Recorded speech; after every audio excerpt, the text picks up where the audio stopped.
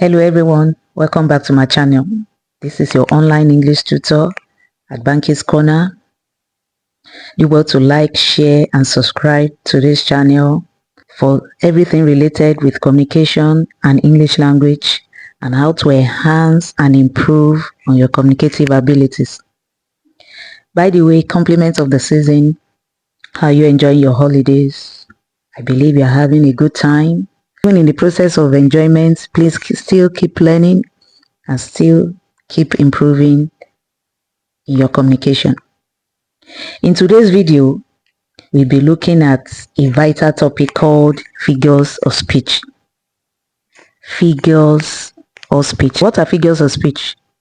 Figures of speech are a vital part of language and communication. It enables us to convey complex ideas, emotions, and thoughts in a more engaging and expressing way. Figures of speech are a vital part of language. Remember, we are talking about communication, which involves use of language and communication.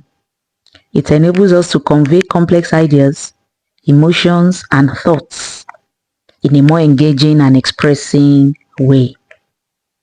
It's also a rhetorical device that conveys meaning in a non-literal way, often by employing creative language to enhance expression and evoke emotion.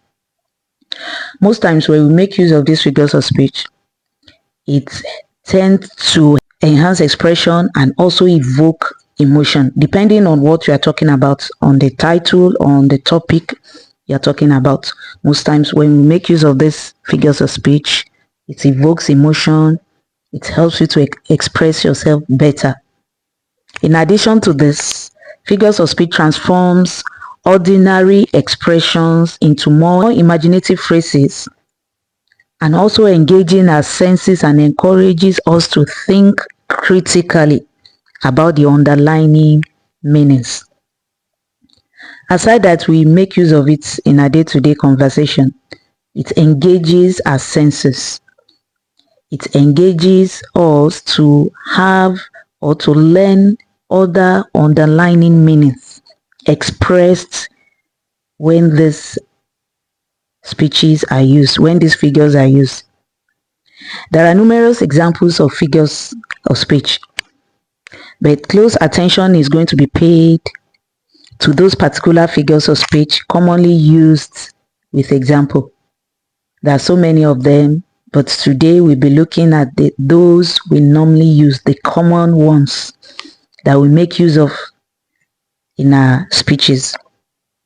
In this video, I will be categorizing these figures of speech into these categories, into 6 categories.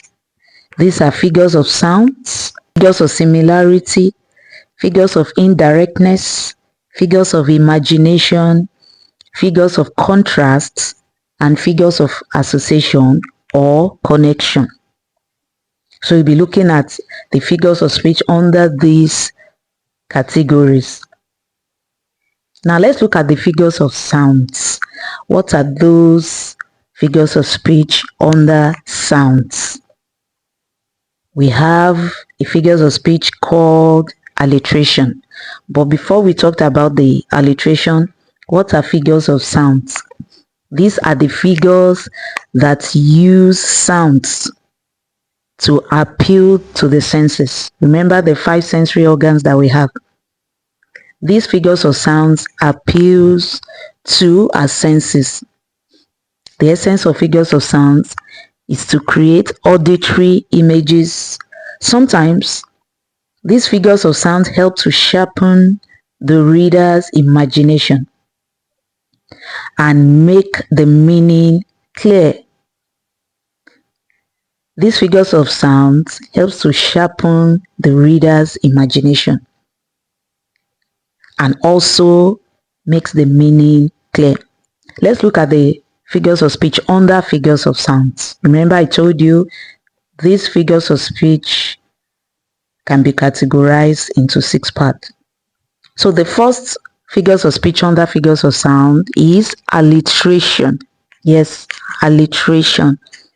This is the repetition of consonant sounds in a word or series of words in a quick, successive manner, which creates a memorable or melodic effect. I'll take that again. This is a repetition of consonant sounds in a word or series of words in a quick, successive manner, which creates a memorable or melodic effect. If you need more explanation on the consonants and the vowels, there's a video up there. Kindly go through the video. It explains better the sounds of English, which are categorized into consonants and vowel sounds. I have a lot of notes on that. Check in the description box. So let's look at the examples of alliteration. We have sentence examples. So here we have blue baby bonnet burns furiously. Blue baby bonnet burns furiously. What do we have here? There's a consonant being repeated here, and that is consonant B. We have B in blue, in baby, in bonnet, and in burns. So this is an example of an alliteration as a figures of speech. Another example here, health, happiness, and hope for the new year. Health, happiness, and hope for the new year. Which consonant sound is repeated? I hope you got it right. This is sound. So in health, happiness, hope,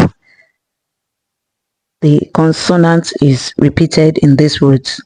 Another figure of speech under figures of sound is assonance. This is a repetition of similar vowel sounds across words, particularly in stressed syllables. For more explanation on vowels, check in the description box. You will see my explanation on vowel sounds also. So in alliteration, we have consonant sounds being repeated. In assonance, the vowel sounds are repeated in the sentences. This assonance is common in poetry. If you're a literature student, you know what poetry is.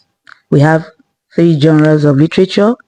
We have prose, poetry, and drama. Maybe one of these days we will diversify and look at literature as a whole and the genres as time goes on. Let's look at the examples of these repetitive vowels in sentences. Remember I said most times they are found in poetry lines. So we have our echoes roll from soul to soul. Our echoes roll from soul to soul. The vowel sound being repeated in these sounds, in these words are O sounds in soul and soul. The cat had a snack. The cat had a snack. So the R sound in cat and snack. These are vowels in repetitive form. The sun rose high in the bright sky. The vowel sound I is being repeated in high and bright. Like I said, if you need more explanation on vowel sounds, kindly check my other videos. We have extensive videos on that, on the sounds of English. Another figures of speech under figures of sound is onomatopoeia. This is when a word imitates the natural sound of a thing, making the description more expressive and vivid. It expresses or imitates the natural sound of a thing, making the description more expressive and vivid. What do you mean by being vivid? That means it is glaring and it makes it real to you when you hear it. Vocal imitations such as boom, hiss, crunch, buzz are such examples. Let's look at the sentence examples or words example. Grunts, grunts, goes the whoosh. This is also sometimes poetic. Most times the onomatopoeia examples are found in poetry lines. Grunts, grunts, goes the whoosh. We hear the onomatopoeic sounds in the words. The bacon sizzled in the pan. The bacon sizzled in the pan. Sizzled imitates the sound of bacon cooking. So anytime you're cooking, yes, it's onomatopoeic in nature. Another example is pun. What is pun? This is a play on words usually done for deliberate humorous effects.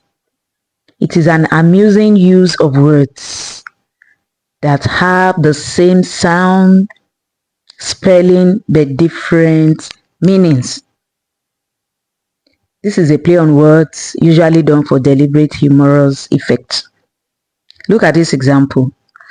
On thy soul words are laid. On thy soul words are laid. Life depends upon the liver. This is a pun example. Life depends upon the liver. What can you do without the organ liver? And most times, the words that we hear stays in our soul. Alright? Repetition is another form of figures of speech under figures of sounds. Repetition. This is a figure of speech in which a word or a group of words or an idea is expressed more than once in a passage or poem for emphasis or to gain attention. This is figures of speech in which a word or a group of words or an idea is expressed more than once in a passage or poem for emphasis. Most times for emphasis and sometimes to gain attention of the listener. Words such as vanity, we use it several times, like vanity or vanities. You are vain, he is vain, all is vanity. Vanity is vanity or vanity of vanities. You are vain, he is vain, all is vanity. Vanity is being repeated more than once there. Also, this is a line from A.L. Tennyson, a poet. The words decay, the woods decay and fall. The words decay, the woods decay and fall. The word decay here is used more than once. So this is an example of figures of sound called repetition. Now let's move to the second part, which is figures of similarity. So in this part, we'll be looking at the figures of speech under the figures of similarity. As the name implies, these are used to show both the direct and indirect comparisons between two or more objects. Figures of similarity include the following. We have metaphor, we have personification, we have simile. Let's look at the first, which is metaphor. What's the metaphor? We make use of it every day. A metaphor is more direct than the simile. It compares seemingly unrelated subjects directly without using as or like. It is more direct than the simile and tend to compare unrelated subjects. directly without using like or has. For example, if I say he was a tiger in the fight, he was a tiger in the fight. Similarly, we tell you make use of like or has, compare it, but this one says it directly. He was a tiger in the fight means he fought voraciously and was able to win the fight. All the world's a stage. This is a Shakespearean line. All the world's a stage. So the entire world is a stage. Not that it looks like a stage, it is a stage. Let's look at another figures of speech, which is personification. What is personification? This figure of speech attributes human characteristics or sensibilities to inanimate objects. It attributes human characteristics or sensibilities to inanimate objects and non-living objects without life, or abstract ideas. So not just inanimate, but abstract ideas, notions are spoken of as having life. So these notions, these abstract ideas are spoken of as if having life and intelligence. When we make use of this personification, we make use of them and give life to whatever we are talking about, as if it owns intelligence, it owns life, or owns notions. Let's look at these examples. The engine of the car just grumbled. Look at this example, very interesting.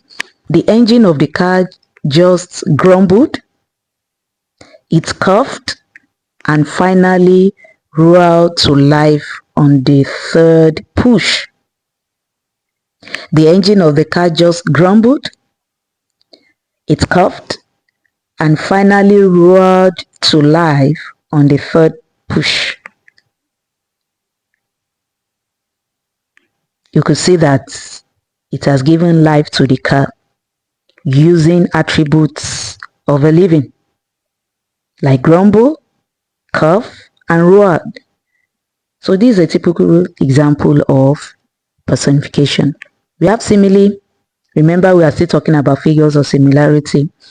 Simile. These are figures of speech used in comparing two unlike things, often introduced with the words as or like. Remember, metaphor says it directly as it is, while simile make use of like or as. Let's look at these examples now. He walks as fast as a soldier. He walks as fast as a soldier. As is being used to compare. The woman charged at her tormentor like a wounded lion. The woman charged at her tormentor like a wounded lion. Like is also being used. The woman is being compared using like to a lion, using like to a wounded lion. Now we have figures of indirectness. So what are the type of these figures of indirectness, or what are they? These figures are used to show indirect statements aimed at expressing the opposite of what one has in mind. It's showing direct statement aimed at expressing the opposite of what one has in mind. They are, number one, we have euphemism. What is euphemism? Or what type of figure of speech is euphemism? This is a figure of speech in which an offensive statement is presented in a pleasant way. Not just a pleasant way, a harmless manner. Is a type of figure of speech in which an offensive statement, you know what offensive statements are, all right? It's presented in a pleasant and harmless manner. Something that ought to trigger you is presented in a harmless manner. You are telling me a fairy tale. You are telling me a fairy tale. What is it saying indirectly? you are telling me lies. But you don't want to come out directly to tell the person that, see, what you are saying are actually, they are lies. Maybe because of the age of the person, or you don't want the person to be offended, but actually know that what the individual is saying, they are not true. The man has embarked upon a journey of no return. The man has embarked upon a journey of no return. What are you simply saying here? It means the man has passed to the great beyond, right? Another figure of speech is irony. Was irony? Irony is speaking the opposite of what we mean or have in mind. There's a bit correlation between euphemism and irony. It tends to project a contradiction between what is said, done, meant, or perceived. Right? Let's look at the examples here. My rude friend is the most humble. Imagine putting rude and humble together. This is an ironical statement. These are two ironical words. My rude friend is the most humble. Rude and at the same time humble. Your statements are as clear as mud. Your statements are as clear as mud. It is a double negative because it shows the positive statement in its contrary. So litotes is called an understatement. Litotes is called an understatement. Right. Let's look at the examples for more explanation. He achieved no little success. When you see a statement like this, it's actually tell you that it's contrary a bit. He achieved no little success.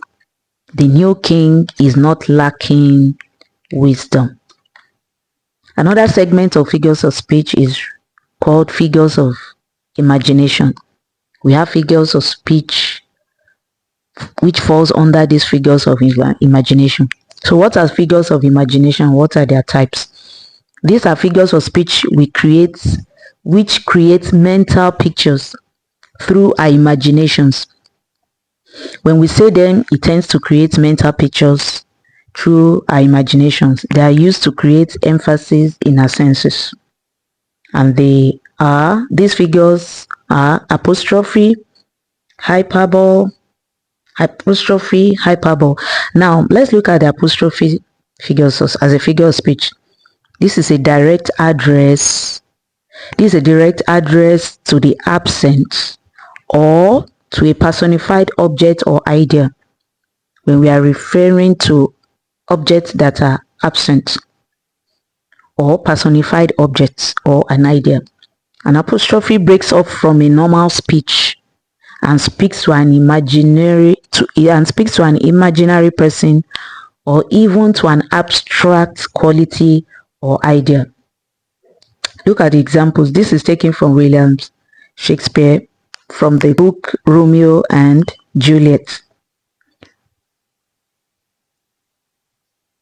O Romeo, Romeo, wherefore art thou, Romeo?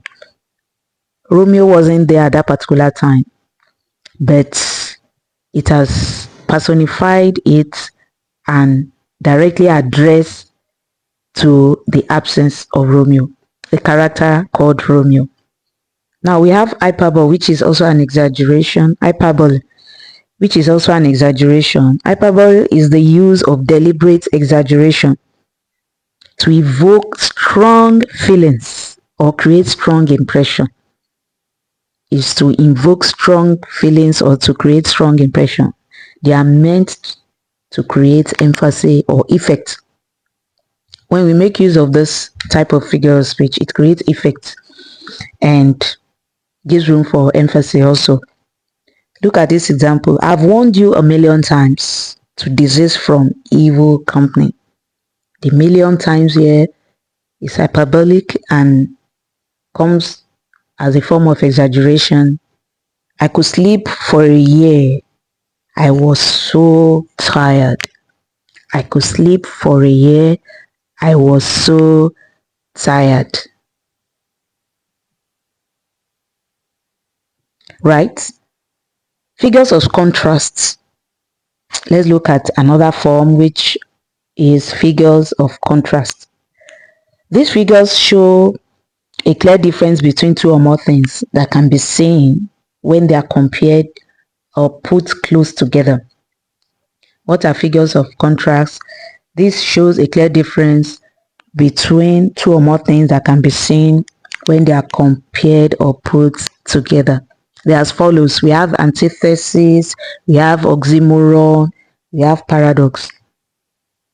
Antithesis is a literary technique that places opposite things or ideas next to one another to highlight their contrast. Remember, we are talking about figures of contrast. We put opposite things together to highlight the contrast. Let's look at these examples. Many are called, but few are chosen. Many are called, but few are chosen. To err is human. We normally say this. To err is human, but to forgive, divine. To err is human, but to forgive, divine. These are two contrary things placed next to the other. We have oxymoron. Is a figure of speech where two opposite words are placed together to form a contradiction. Examination will show there is truth and wisdom in the two words that are contradictory to each other. When you look closely, you know there is truth and there's wisdom in it. Look at this example. We normally say fine mess. Fine and mess. Like maybe you're in a situation and you just mentioned this is a fine mess situation. Something is fine at the same time. Messy. Global village. A village that is global. We have examples like deafening silence. Deafening silence. These are two contrary words placed to each other. Another figure of speech under figures of contrast is paradox. Paradox is a statement or set of statements where a seemingly impossible contradiction is presented. A seemingly impossible contradiction is presented. Now, this one actually looks like oxymoron, but they are different because oxymoron works at word level, while paradox works at sentence or statement level. So, the purpose of paradox is to arrest attention and provoke fresh thoughts. The purpose of paradox is to provoke thoughts and arrest attention. So like I said, oxymoron occurs or is used at word level, while paradox is used at sentence or statement level. Look at this commonly used statement. More haste, less speed. More haste, less speed. Can be hasty and less speed. Failures are the pillars of success. Failures are the pillars of success. Let's look at the last category of figures of speech, which is figures of association or connection. What are they? These figures express association or connection between ideas. These include metonymy. It is a literary device in which a word or object stands for a closely related word or object. Let's look at the examples of this.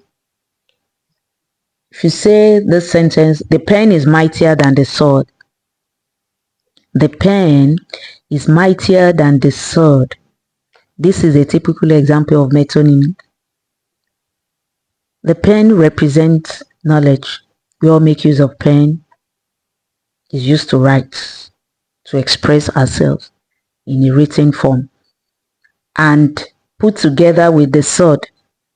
The sword represents war. It represents war. So knowledge and war, the pen stands for knowledge, while the sword stands for war. So it's not in all situations you make use of the sword, which is used to fight. Sometimes the pen might be mightier than the sword in some situation. So look at this one. This another example. The students studied Shakespeare in the university. The students studied Shakespeare. Shakespeare here stands for Shakespeare's plays. The Shakespearean plays stands. So when I talk about Shakespeare, I'm not just talking at an individual alone. I'm talking about the words, his works, his plays done over time. So if I say the students studied Shakespeare in the university, it shows that they've studied the poem, they studied its write-up, they studied its plays at different times. The last example we'll be looking at under this category, and which is the last figure of speech we'll be considering today, is called synecdoche. Synecdoche. This is a figure of speech in which a part of something is used to represent a whole, or the whole of something is used to represent part of it. This is a figure of speech. This is a figure of speech in which a part of something is used to represent the whole, or the whole of something is used to represent part of it. All hands must be on deck. All hands must be on deck. In this example, hands represent people. So a part of the body represents the entire people or a group of people. Let's say a manager, you're talking to your workers and you're trying to express yourself that they must put in more effort to achieve a particular goal. You can just say all hands must be on deck, including the manager and the rest of the workers. Gray hairs are not needed at this time. Gray hairs are not needed at this time. I'll repeat that again. Gray hairs are not needed at this time. Gray hairs here talks about old people. In quotes, old people, even though sometimes we have people that are not old but have gray hair. So gray hairs are not needed at this time. In conclusion, figures of speech play a vital role in enhancing our language and communication. We've talked about several commonly used figures of speech. You can make use of it when speaking, when writing. It embeds your language, your conversation. It's used for embedment and enhances your communication. By understanding and mastering figures of speech, we can improve our communication skills and creativity. Remember, figures of speech talks about creativity and depth to our language. Not just the creative part of language, it creates depth. Not just the depth, it gives depth to what we are saying, to our language, and avoid misunderstanding. So always make use of it. They are very necessary in communication. Thanks for watching. If you have a favorite figures of speech which I have not mentioned or you make use of it, let me know in the comment section and I will be sure to answer your questions accordingly. Remember to keep learning. If you have not subscribed, please subscribe to this channel. There's a lot to gain by subscribing to this channel at Banky's Corner. So many ideas in terms of communication and language enhancements are being discussed on this channel. Once again, I wish you a Merry Christmas and a Happy New Year in advance. Keep learning, keep improving, and keep impacting the world. Bye.